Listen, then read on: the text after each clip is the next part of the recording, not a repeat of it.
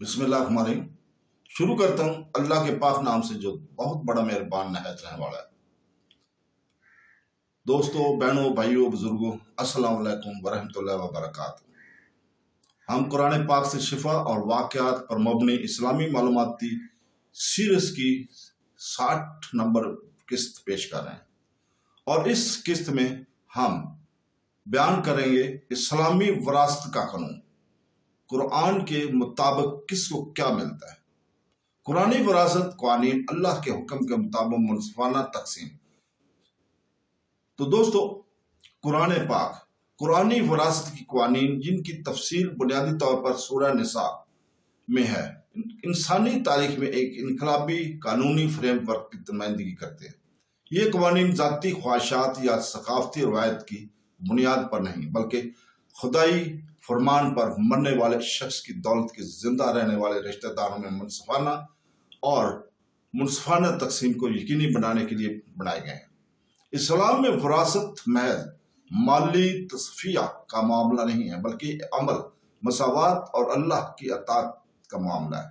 قرآن پاک کی تفصیلی وراثت کے رہنما خطوط تنازعات کے روکنے، جائیداد کو ختم کرنے اور خاندان کے ہر اہل افراد کے حقوق کو برقرار رکھنے کی کوشش کرتے ہیں، خاص طور پر جو تاریخی طور پر پسماندہ ہیں، جیسے خواتین اور بچے۔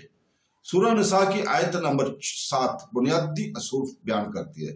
مردوں کے لیے والدین اور قریبی رشتہ داروں کے چھوڑے ہوئے مال میں سے حصہ ہے، اور عورتوں کے لیے اس میں سے حصہ ہے جو والدین اور قریبی رشتہ داروں نے چھوڑا ہے، خواہ وہ تھوڑا ہو یا زیادہ، ایک واجب حصہ۔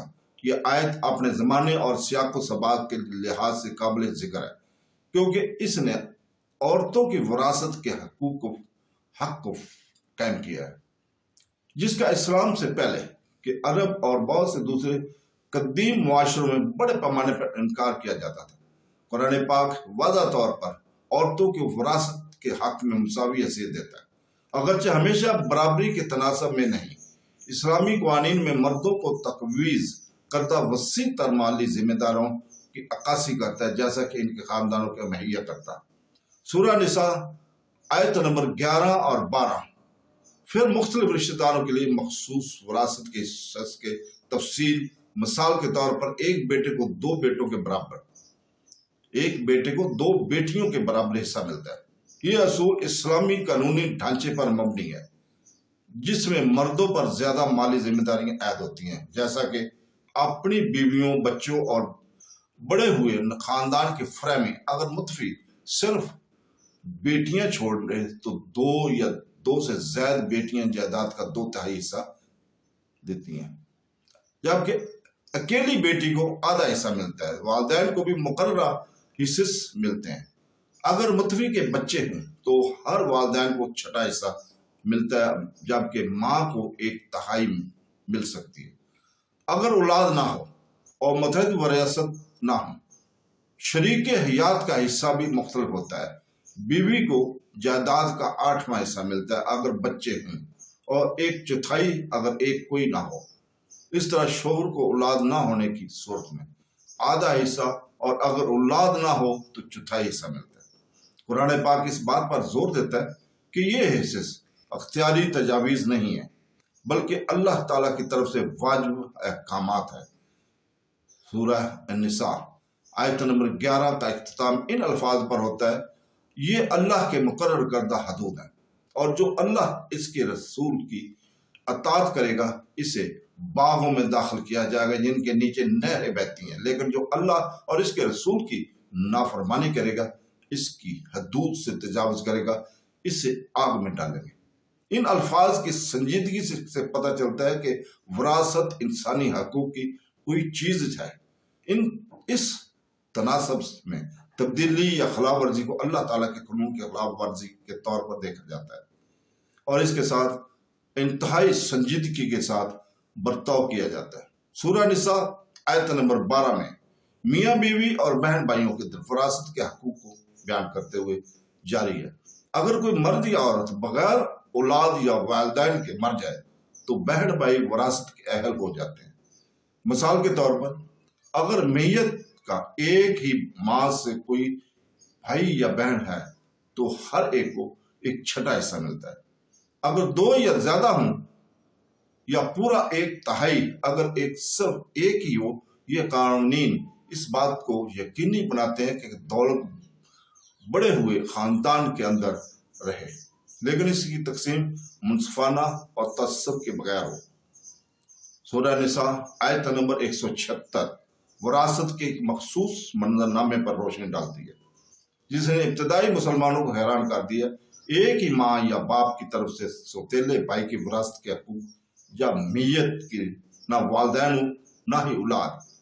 آیت واضح کرتی ہے کہ اگر کوئی مرد بغیر اولاد یا والدین کے مر جائے لیکن بہن چھوڑ جائے تو اسے اس کی آدھی جائیداد ملے گی۔ اگر اس کی 2 بہنیں ہوں تو انہیں 2 تہائی ملے گا۔ اگر اس کے بھائی اور بہنیں ہیں تو وراثت کے قانون کے دیگر حصوں میں استعمال ہونے والی اس دلیل کی پیروی کرتے ہوئے مرد کا حصہ 2 عورتوں کے برابر ہے۔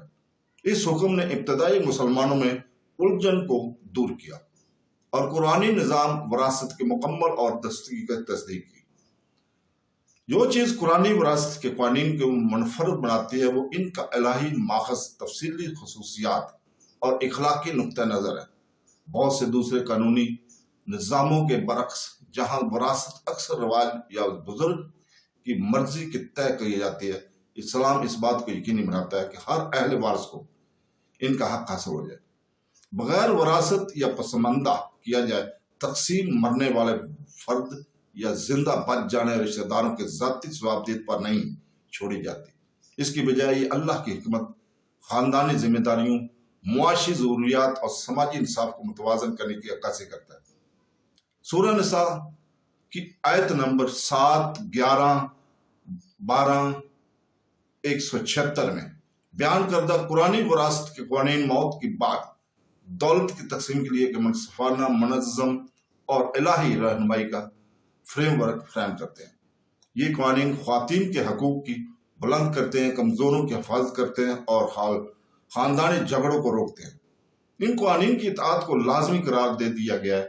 قرآن اور اس بات پر زور دیتا ہے کہ حقیقی انصاف ثقافتی روایت یا ذاتی ترجیحات سے نہیں بلکہ اللہ تعالیٰ کے احکام کی پابندی سے حاصل ہوتے ہیں۔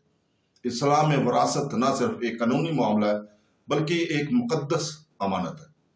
تو دوستو، اس کے ساتھ ہی ہم آپ سے اجازت چاہتے ہیں کل تک کے لیے۔ کل انشاءاللہ تعالی ہم آپ کے سامنے نئی قسط اور نئے موضوع کے ساتھ حاضر ہوں گے، اور اللہ تعالیٰ سے دعا کرتے ہیں کہ وہ ہمیں قرآن پاک اور حدیث نبوی پر عمل کرنے کی توفیق عطا فرمائے۔ آمین ثم آمین۔ اللہ حافظ۔